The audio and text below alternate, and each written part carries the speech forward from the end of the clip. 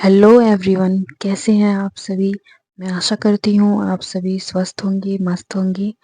तो आज की हमारी क्लास जो है सीडीपी की विकास की अवधारणा एवं इसका अधिगम से संबंधित, हम इस संबंधित इससे सारी रिलेटेड कॉन्सेप्ट को समझेंगे और जानेंगे कि इसमें हमें क्या बताया गया है।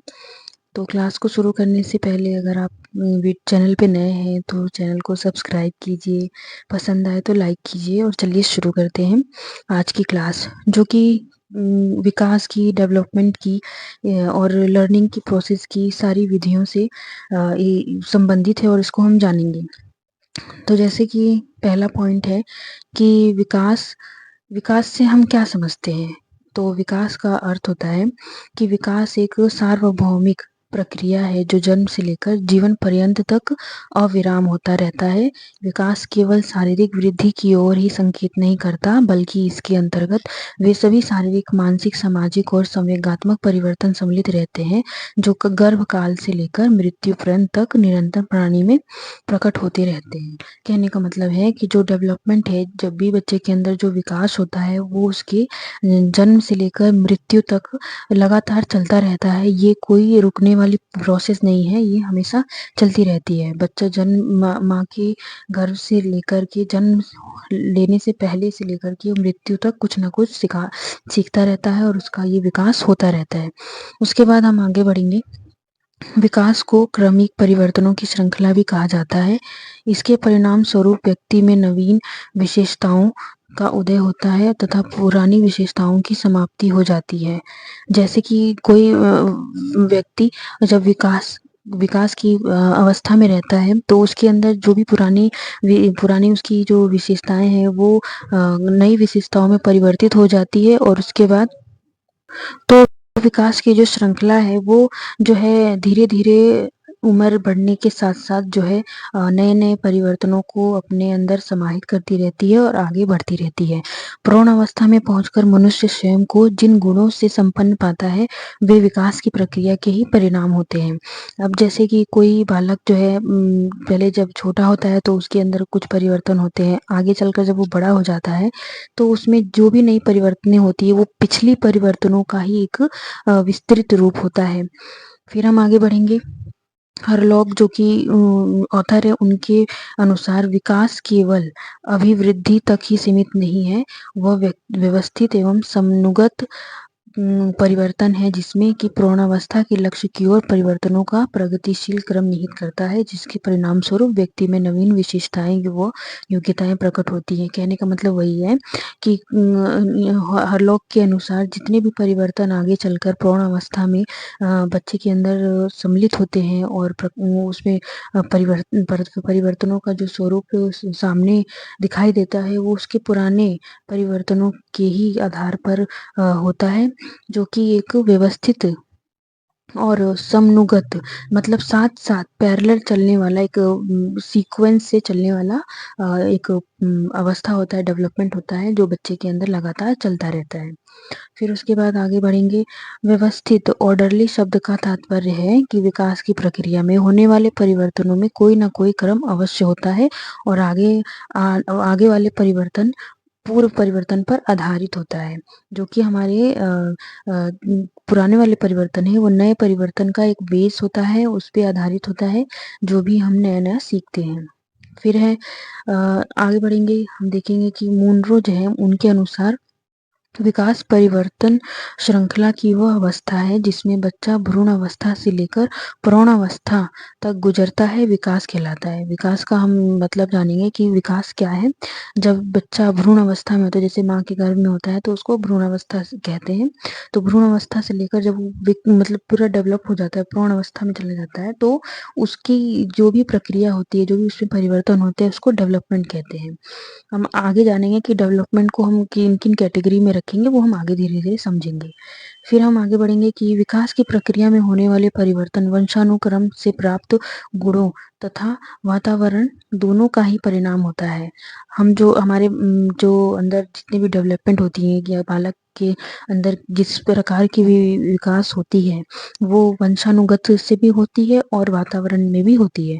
विकास की प्रक्रिया में होने वाले शारीरिक परिवर्तनों को आसानी से देखा जा सकता है, किंतु अन्य दिशाओं में होने वाले परिवर्तनों को समझने में समय लग सकता है।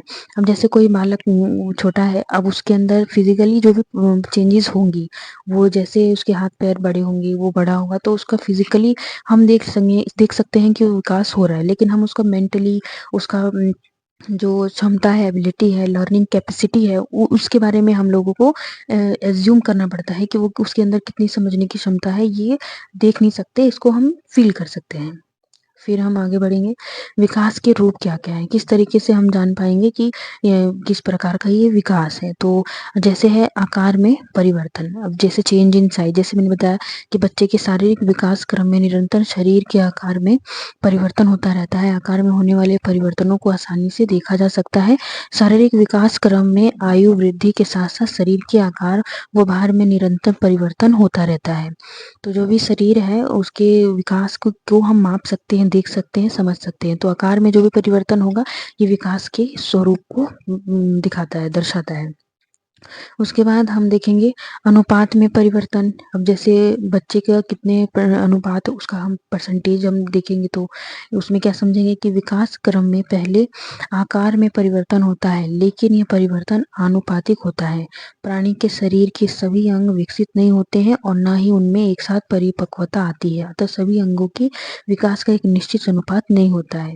अब जैसे कि एक बच्चा है, उसकी जो शैशवावस्था में बालक स्वकेंद्रित होता है, मतलब वो सिर्फ अपने बारे में सोचता है, जबकि बाल्यावस्था के आते-आते वो अपने आस-पास के वातावरण तथा व्यक्तियों में रुचि लेने लगता है। सबसे पहले तो बच्चा जो होता है वो जब शैशवावस्था में होता है, तो वो सिर्फ अपने ही बारे में सोचता है। अब जैसे कोई चॉकलेट अगर हम बच्चे को देंगे तो वो बच्चा जो है सोचेगा कि हाँ, ये सब चॉकलेट जो है मैं ही खा जाऊँ, किसी को शेयर ना करूँ। लेकिन जब वो बाल्यावस्था में आता है, अपने फ्रेंड सर्कुलर में जाता है, अपने दोस्तों से इंटरैक्ट होता है, उनसे जब वो दोस्ती करता है तो वो उनको जब अपना समझता है तो उनके साथ शेयर करता है। उस एटमॉस्फेयर में वो एडजस्ट होने की कोशिश करता है। तो वो जो है स्वकेंद्रित, मतलब अपने स्वकेंद्रित का मतलब होता है अपने अपने से मतलब रखता है, वो अपने बारे में सोचता है जब वो शैशवावस्था में होता है।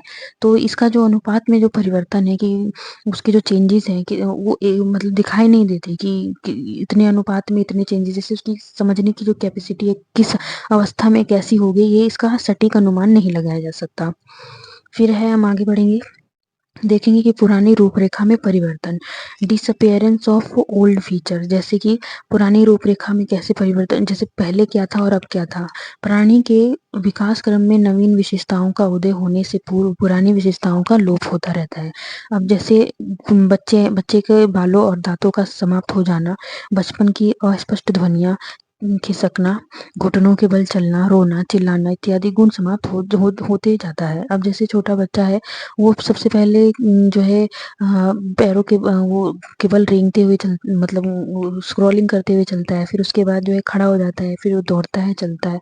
तो जैसे-जैसे वो बड़ा होता जाता है, उसकी पुरानी जितनी भी आदतें हैं, वो लुप्त होती जाती हैं। अब उसकी ज़रूरत उसको नहीं पड़ती है। पहले जब बच्चे को हम पकड़ा के, उसका हाथ पकड़ के उसको सहारे के माध्यम से चलाया जाता था, उसको उठाया जाता था, लेकिन अब आगे चल के जो है उसको जो है इसकी सहारे की ज़रूरत नहीं पड़ती। तो इससे क्या होता है, बच्चा उन सब चीज़ों को मतलब नहीं करता और उससे लुप्त हो जाती है और आगे की प्रक्रिया चलती है। तो पुरानी रूपरेखा में परिवर्तन होता है और ये जो है एक विकास को दर्शाता है कि इसका विकास हो रहा है।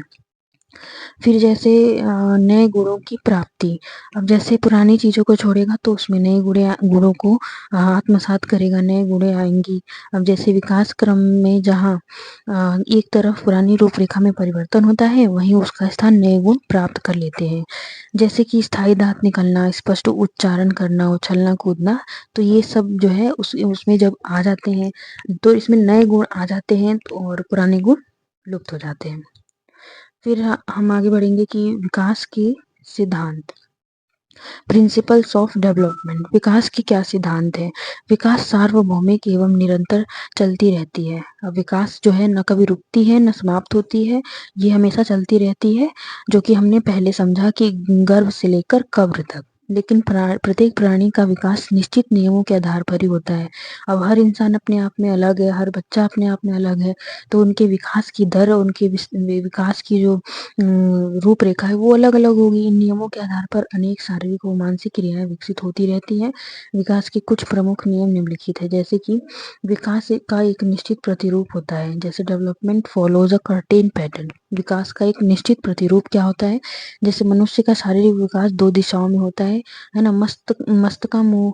मस्तकाधोमुखी दिशा तथा निकट दूर दिशा। अब जैसे इसको हम समझेंगे, फिर विकास का एक जो है निश्चित प्रतिरूप होता है, जैसे मनुष्य का शारीरिक विकास 2 दिशाओं में होता है ना? मस्तकाधोमुखी विकास क्रम में शारीरिक विकास सिर से पैर की ओर होता है। जैसे पहले सिर से पैर की ओर होता है। भ्रूण अवस्था से लेकर बाद की सभी अवस्थाओं में विकास का यही क्रम रहता है। दूसरा जो है निकट दूर विकास क्रम, प्रोक्सिमो डिस्टल डेवलपमेंट सीक्वेंस में शारीरिक विकास पहले केंद्रीय भागों में प्रारंभ होता है, तत्पश्चात केंद्र से दूर के भागों में होता है। उदाहरण के लिए जैसे है पेट और धड़ में क्रियाशीलता जल्दी आती है। तो इसका कहने का मतलब है कि सबसे पहले बच्चा जब भ्रूण अवस्था में होता है और भ्रूण अवस्था से लेकर जब वो माँ के गर्भ में होता है और वहाँ से लेकर के उसके बाद की जितनी भी उसके विकास की अवस्थाएं हैं उसको हम जो कहते हैं मस्तकाधोमुखी विकास क्रम कहते हैं।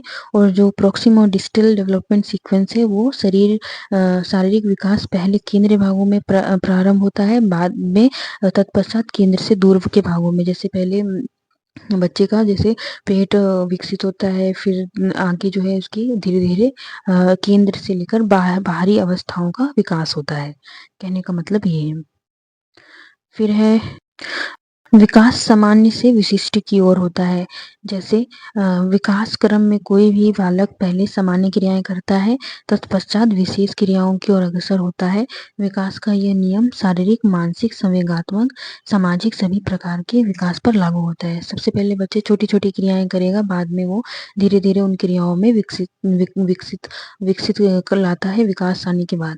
फिर उसके बाद देखते हैं कि विकास अवस्थाओं के अनुसार होता है। अब जैसे जिस अवस्था में जो बालक होगा उसमें उसकी विकास की छवि दिखाई देगी। जैसे सामान्य रूप से देखने पर ऐसा लगता है कि बालक का विकास रुक-रुक कर हो रहा है, परंतु ऐसा नहीं है। बालक का विकास होता रहता है। विकास एक कभी ना रुकने वाली प्रक्रिया है और वो लगातार चलती रहती है।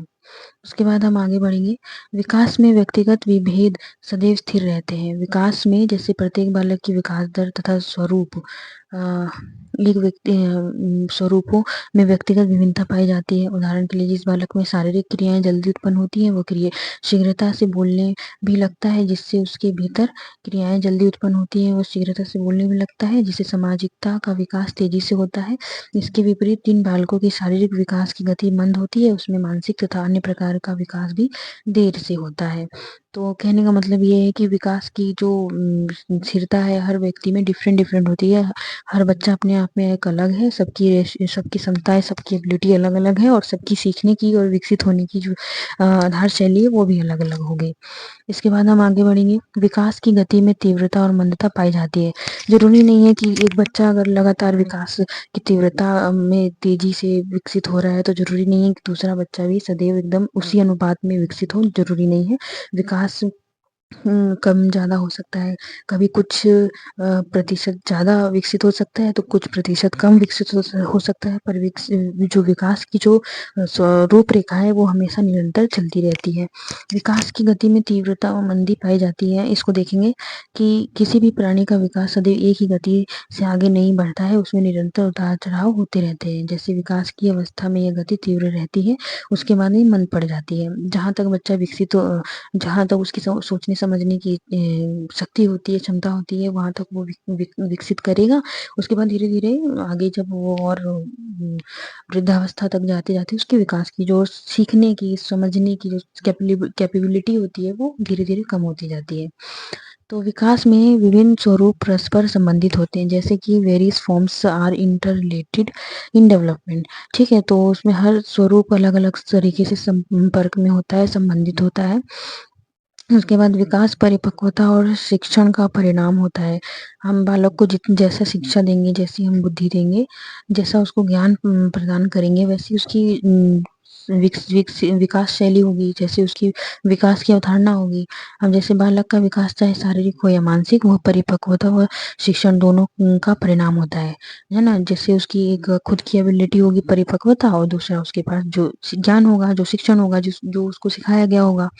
तो परिपक्वता से तात्पर्य व्यक्ति के वंशानुक्रम द्वारा शारीरिक गुणों का विकास है। बालक के भीतर स्वतंत्र रूप से एक ऐसी क्रिया चलती रहती है जिसके कारण उसका शारीरिक अंग अपने आप परिपक्व। तो परिपक्वता से मतलब है कि व्यक्ति के वंशानुक्रम द्वारा शारीरिक गुणों का विकास। बालक के भीतर स्वतंत्र रूप से एक ऐसी क्रिया चलती रहती है जिसके कारण उसका शारीरिक अंग अपने आप परिपक्व हो जाता है। उसके लिए वातावरण से सहायता नहीं लेनी पड़ती। जैसे उसके अंदर जितनी भी उसकी अंदरूनी शक्ति होगी, उससे उसकी जो परिपक्वता होगी, उसके लिए उसको बाहरी किसी वातावरण के सपोर्ट की जरूरत नहीं है, सहायता की जरूरत नहीं है। वो अपने आप ही स्वयं परिपक्व हो जाता है। ये परिपक्वता का आशय है, मतलब अर्थ है। शिक्षण और अभ्यास परिपक्वता के विकास में सहायता प्रदान करते हैं। ये सीखने के लिए परिपक्व आधार तैयार करते हैं और सीखने के द्वारा बालक के व्यवहार में प्रगतिशील परिवर्तन आते हैं। तो जो बच्चा इसको जैसे शिक्षण दिया जाएगा, उसमें उसकी परिपक्वता के विकास में सहायता प्रदान करता है। अब जैसे इसको जैसे हम उसको मोरालिटी सिखाएंगे, नैतिकता सिखाएंगे, उसको जैसा ज्ञान देंगे, तो उसके अंदर वो मैच्योरिटी आती रहेगी। तो ये विकास की जो है ये अवधारणा, ठीक है। विकास एक अविराम प्रक्रिया है। तो विकास की जो ये प्रक्रिया है, शुरू से ही जो है चलने वाली प्रक्रिया है। तो ये इसको तो नॉर्मली समझ सकते हैं कि विकास एक अविराम प्रक्रिया है, प्राणी के जीवन में निरंतर चलती रहती है। उदाहरण के लिए शारीरिक विकास गर्भावस्था से लेकर परिपक्वावस्था तक निरंतर चलता रहता है, परंतु आगे चलकर वह उठने, बैठने, चलने, फिरने और दौड़ने, भागने की क्रियाएं करने लगता है। तो ये विकास जो है अनस्टॉपेबल, अविराम प्रक्रिया है, ठीक है, कंटिन्यूअस प्रोसेस है। तो विकास को प्रभावित करने वाले कौन कौन से कारक हैं? अब जैसे विकास है, डेवलपमेंट है, उसको इफेक्ट कौन कौन सी क्रियाएं करेंगे, बाधाएं कौन कौन सी उसमें डेवलपमेंट में ला सकती हैं एक बच्चे की, उसको हम जानेंगे। फिर हम देखेंगे कि जो विकास है उसको प्रभावित करने वाली जो पहली है वो है हेरिडिटी, यानी वंशानुक्रम। डिंकमेयर जो कि 1965 के में अनुसार उन्होंने कहा, है ना? तो उनके अनुसार वंशानुगत कारक वे जन्मजात विशेषताएं हैं जो बालक में जन्म के समय से ही पाई जाती है। प्राणी के विकास में वंशानुगत शक्तियां प्रधान तत्व होने के कारण प्राणी के मौलिक स्वभाव और उनके जीवन चक्र की गति को नियंत्रित करती है। कहने का मतलब है कि जो भी उनके वंशानुक्रम है, उनके जो बच्चे के जन्म से, उनके जो पेरेंट्स से जो उनकी विशेषताएं हैं जो बच्चे के अंदर आती हैं, बालक के जन्म के समय ही पाई जाती हैं। और प्राणी के विकास में वंशानुगत शक्तियां, जैसे कि कोई माता पिता पढ़ने लिखने में अच्छे होंगे, उनकी कैपेबिलिटी अच्छी होगी, तो उनकी अच्छाई, उनकी बुराई जो भी होगी वो बच्चे के अंदर ट्रांसफर हो जाएगी। ये वंशानुगम। अब जैसे किसी माता पिता के आदत अगर सिगरेट वगैरह कोई नशा करने की लत होगी, तो वो बच्चे को भी अफेक्ट करेगी। ये वंशानुक्रम हेरिडिटी चलती रहती है। इसके आगे हम देखेंगे कि प्राणी का रंग, रूप, लंबाई, अन्य शारीरिक विशेषताएं, बुद्धि, तर्क, स्मृति, है ना, तथा अन्य मानसिक योग्यताओं का निर्धारण वंशानुक्रम द्वारा ही होता है। अब जैसे कोई नाटा है, कोई लंबा है, और कोई गोरा है, काला है, जो मतलब बाहरी प्रतिरूप जो भी उसका होता है, वो उसके पेरेंट्स से ही, उनके वंशानुगत क्रम से ही निर्धारित होता है। वो पता चलता है उससे। माता के रज तथा पिता के वीर्य कणों की में बालक का वंशानुक्रम निहित होता है। गर्भाधान के समय जीन भिन्न भिन्न प्रकार से संयुक्त होते हैं। ये जीन ही वंशानुक्रम के वाहक हैं, अतः एक ही माता पिता के संतानों में विभिन्नता दिखाई देती है। भिन्नता का नियम है, लॉ ऑफ वेरिएशन है। हाँ, तो इन सब में जो भी ये जो विकास की अवधारणा है, इसमें जो है माता पिता के एक ही प्रकार के बच्चों में अलग अलग डिफरेंट दिखाई देंगे। तो इसमें हम देख सकते हैं कि किस तरीके से हेरिडिटी अफेक्ट करती है विकास की प्रक्रिया को, किस तरीके से ये कारक है जो अफेक्ट करती है बच्चे के विकास की अवधारणा में। प्रतिगमन के नियम, लॉ ऑफ रिग्रेशन के अनुसार प्रतिभाशाली माता पिता की संतानें दुर्बल बुद्धि के भी हो सकते हैं। तो ये एक हेरिडिटी का एक कारक है जो कि अफेक्ट करता है विकास की प्रक्रिया को। कि जरूरी नहीं है कि अगर कोई माता पिता की जो प्रतिभाशाली है वो भी उसके बहुत ही मतलब ऐसा नहीं है कि मंद बुद्धि जरूरी नहीं है कि माता पिता प्रतिभाशाली हैं तो बच्चा भी प्रतिभाशाली हो, उसकी भी कभी ऐसा रियल चांस होगा कि वो दुर्बल बुद्धि के भी हो सकता है। ये अफेक्ट करती है हेरिडिटी। फिर हम देखेंगे कि किस तरीके से वातावरण जो है विकास की अवधारणा को अफेक्ट करता है। वातावरण वातावरण में वे सभी बाह्य शक्तियां, प्रभाव, परिस्थितियां आदि सम्मिलित हैं जो प्राणी के व्यवहार, शारीरिक और मानसिक विकास को प्रभावित करती है। तो वातावरण बच्चे के सभी बाह्य शक्तियां, प्रभाव, परिस्थितियां आदि सम्मिलित है जो कि प्राणी के व्यवहार, शारीरिक और मानसिक विकास को प्रभावित करती है।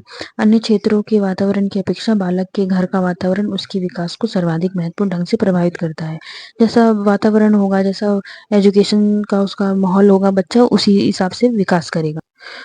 आहार, अब जैसे न्यूट्रिशन है, माँ का आहार गर्भकालीन अवस्था से लेकर जन्म के उपरांत तक शिशु के विकास को प्रभावित करता है। आहार की मात्रा की अपेक्षा आहार में विद्यमान तत्व बालक के विकास को अधिक महत्वपूर्ण ढंग से प्रभावित करता है।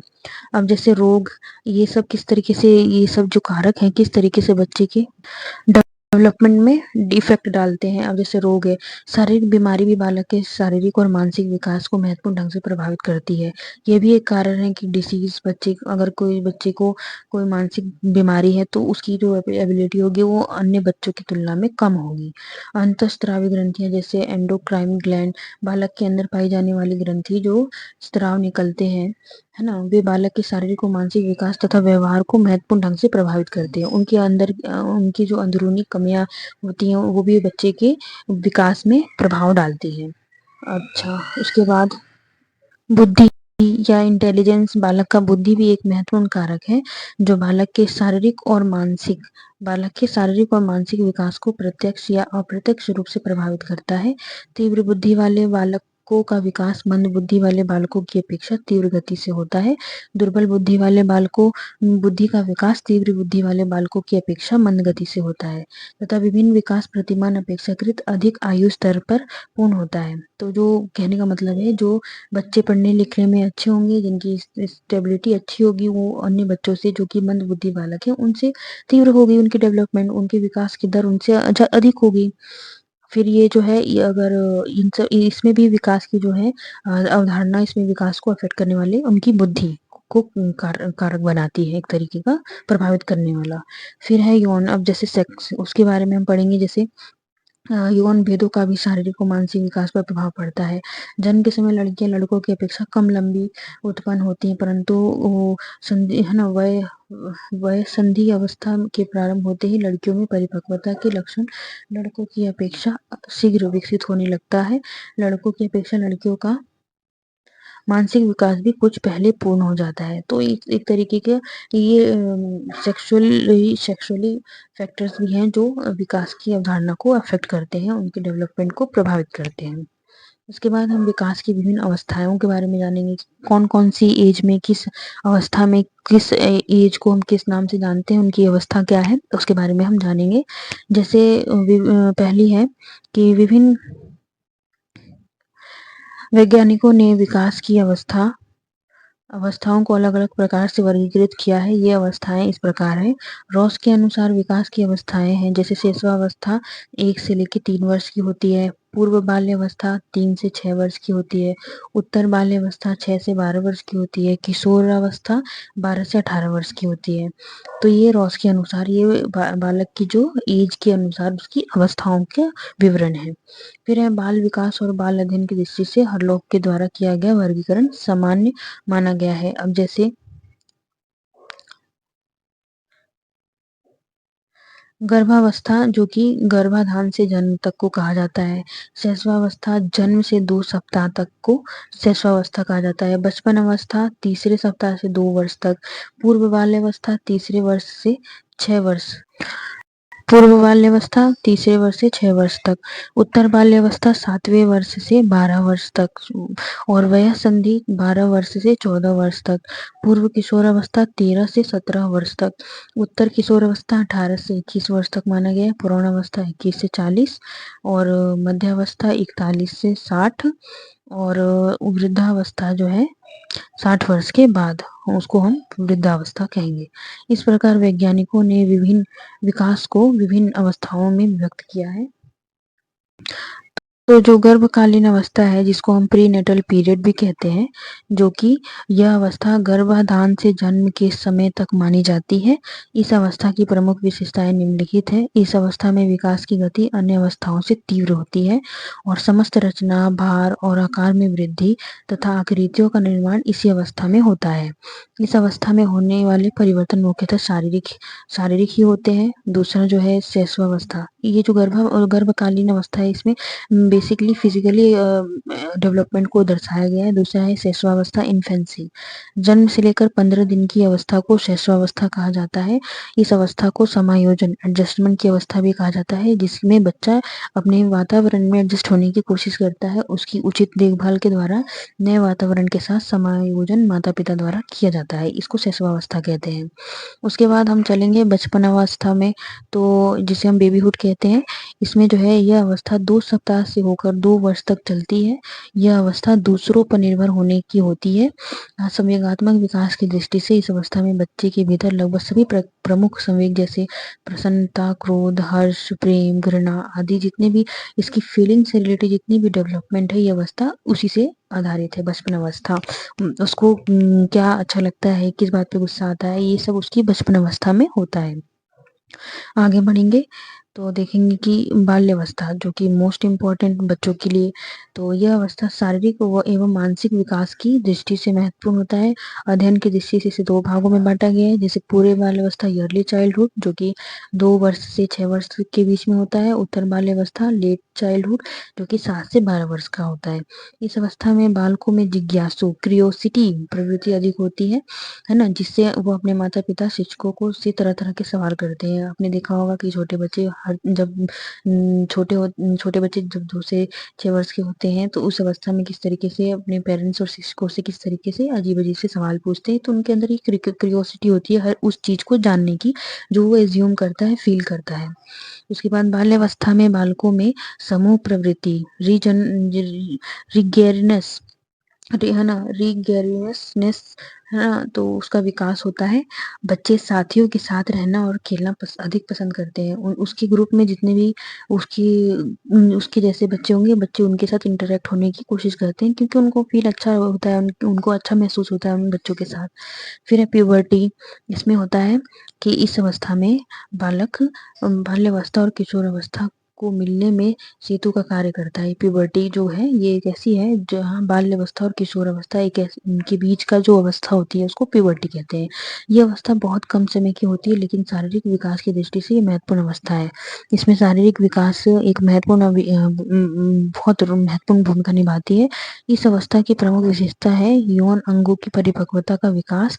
बालिकाओं में यह अवस्था सामान्यतः 11 से 13 वर्ष के बीच प्रारंभ हो जाती है और बालकों में 12 से 13 वर्ष के बीच। जबकि किशोरावस्था, एडोलिसेंस, यह अवस्था 13 वर्ष से प्रारंभ होकर 21 वर्ष तक चलती है। इस अवस्था को अध्ययन की दृष्टि से 2 भागों में बांटा गया है। जैसे पूर्व किशोरावस्था, अर्ली एडोलिसेंस, उत्तर किशोरावस्था, लेट एडोलिसेंस। इसके बारे में जानेंगे।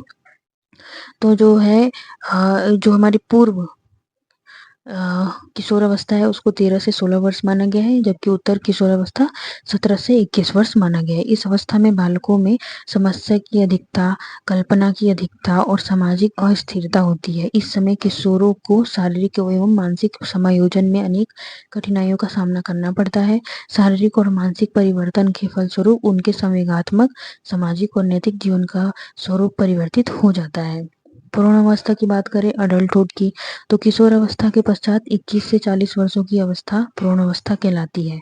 तो जो भी बच्चे 21 से 40 वर्ष की अवस्था में होते हैं, उनको हम पूर्णावस्था, अडल्टहुड कहते हैं। इस अवस्था में व्यक्ति अपने जीवन के लक्ष्य को पाने की कोशिश करता है। यह पारिवारिक जीवन में प्रवेश की अवस्था होती है। जैसे कि आप समझ पा रहे हैं, मध्यावस्था जो कि मिडिल एज 41 से 60 वर्ष की आयु को मध्यावस्था माना गया है। इस अवस्था में प्राणी के अंदर शारीरिक और मानसिक परिवर्तन होते हैं। इस समय व्यक्ति सुख शांति व प्रतिष्ठा में से जीने की कामना करता है। सामाजिक संबंधों के प्रति भी मनोवृत्ति दृढ़ हो जाती है इसमें, मध्यावस्था में। और वृद्धावस्था जो कि ओल्ड एज, इसमें जीवन की अंतिम अवस्था वृद्धावस्था है, जो 60 वर्ष से प्रारंभ होकर जीवन के अंत समय तक मानी जाती है। यह अवस्था हास की अवस्था होती है। इस अवस्था में शारीरिक व मानसिक क्षमताओं का विकास हो चुका होता है और उसमें धीरे धीरे कमी आने लगती है, जो कि हमने आगे पढ़ा था। इसके बाद हम देखेंगे, ये यहाँ पे कुछ पॉइंट दिए गए हैं जो कि एग्जाम की दृष्टि से इम्पोर्टेंट है। 2-3 पॉइंट है, देख लेते हैं इसको भी। कि विकास गर्भाधान से लेकर जीवन पर्यंत चल सकता है, चलता रहता है। और विकास में होने वाले परिवर्तन शारीरिक, सामाजिक, मानसिक और संवेगात्मक होते हैं। विकास में होने वाले परिवर्तन गुणात्मक होते हैं, है ना। तो जो हम कह सकते हैं ओवरऑल विकास जो होता है उसको जो है गुण के आधार पर माप सकते हैं, क्वालिटी के आधार पर माप सकते हैं। जो कि मात्रात्मक नहीं होता, उसको हम समझ सकते हैं, फील कर सकते हैं। तो फ्रेंड्स, ये थी हमारी आज की क्लास। अगर आपको क्लास अच्छी लगी हो तो लाइक करें, शेयर करें और फॉलो करें। और अगर आप चैनल पे नए हैं तो सब्सक्राइब करें। और ऐसी और भी क्लासेस के लिए वीडियो देखना चाहते हैं तो बेल आइकन दबाना ना भूलें। Thank you so much. जय हिंद।